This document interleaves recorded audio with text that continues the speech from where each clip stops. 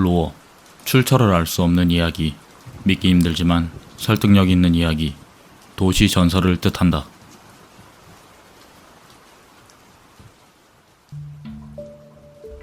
첫 번째 이야기. 지진대국 일본의 빌딩의 내진 강도는 세계 최상위급 레벨이라고 한다.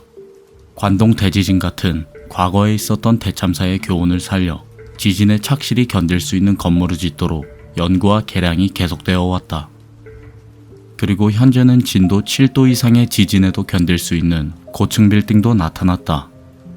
그러나 이것은 어디까지나 빌딩의 내진력이며 인간의 안전성을 수반한 내진력은 아니다 라고 한다. 그 때문에 실제로 지진이 일어나면 빌딩은 무너지지 않지만 건물 내부의 인간은 모두 빌딩 밖으로 내던져지거나 책상이나 장식물 등에 큰 피해를 입을 수밖에 없다는 것이다. 두 번째 이야기. 해난 사고가 일어난 주변에서 떠도는 소문에 이런 것이 있다. 사고로부터 당분간 잠잠해질 때쯤 어느 주부가 주변 바다에서 잡힌 문어를 구입하여 조리하려고 부엌에서 문어의 머리를 부엌칼로 베었다. 문어를 벤 주부는 비명을 질렀다. 무려 문어의 머릿속으로부터 인간의 머리카락이 대량으로 나온 것.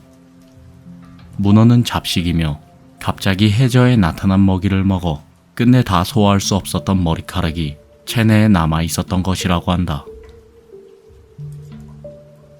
세 번째 이야기. 어느 여성이 동남아시아로 여행을 가서 현지에 값싼 여인숙에 묵었다. 다음날 일어나 보니 얼굴에 종기가 몇 개 생겨난 것을 확인했다. 자는 동안에 벌레한테 깨물린 모양이었다. 다행히 고국에서 가져온 연고를 바르면서 여행을 좀 더 하다가 무사히 귀국했지만 곧 부스럼이 욱신거리며 아프고 날이 갈수록 번져만 갔다. 결국 더는 참을 수 없게 된 그녀는 병원을 찾아갔다. 의사가 그녀의 종기를 보는 순간 종기 속에서 무엇인가 기어나왔다. 자신의 얼굴로부터 기어나온 것을 알아차린 그녀는 쇼크로 정신을 잃었다. 종기로부터 기어나온 것은 무수한 양의 거미 새끼였다. 네 번째 이야기. 금방 전에 죽어버린 여성을 위한 장례식이 교회에서 거행됐다. 장례식이 다 끝나갈 무렵 장례 도우미들이 관을 옮기는데 실수로 관을 벽에 부딪혀서 관이 조금 열리게 되었다. 그러자 그들은 희미한 신음소리를 듣게 되었고 그들이 관을 열자 죽은 줄 알았던 여성이 살아있는 것이 아닌가. 그녀는 그 후 10년이나 더 살다가 죽게 되었다. 장례식은 10년 전에 같은 교회에서 다시 열렸다.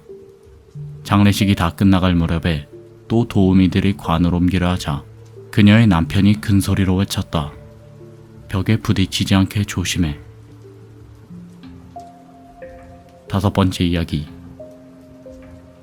마약 거래상인 친구 두 사람이 집에서 마약을 피우다가 배가 고파 피자를 주문해 먹기로 했다. 하지만 마약에 취해서 정신에 없었던지 피자 가게가 아닌 911로 전화를 걸었고 주문 대신 911 대원의 목소리가 들리자 황급히 수화기를 내렸다. 그런데 근처를 순찰하던 경찰이 911로부터 누군가 전화를 걸다가 급히 끊었다는 연락을 받고 주소를 찾아내어 그 집의 문을 두드렸다. 마약에 취한 거래상은 제정신이 아닌 상태에서 문을 열어주었고 그 자리에서 현행범으로 체포되었다. 여섯 번째 이야기. 평생 산채로 매장된다는 공포에 시달린 한 남자가 있었다. 그는 미리 무덤을 사서 전화를 연결해 놓았고 몇 년 뒤에 세상을 떠났다. 남자는 그 무덤에 안장되었고 남자의 부인은 홀로 여생을 보내고 있었다. 어느 날 그 남자의 딸이 엄마에게 전화를 걸었는데 계속 통화 중이었다. 엄마가 전화를 오래 쓰지 않는다는 사실을 잘 아는 여자는 이상한 예감에 어머니의 집을 찾았는데 엄마는 수화기를 손에 든 채 숨져 있었다. 사인은 심장마비. 엄마는 남편의 곁에 안장되었다.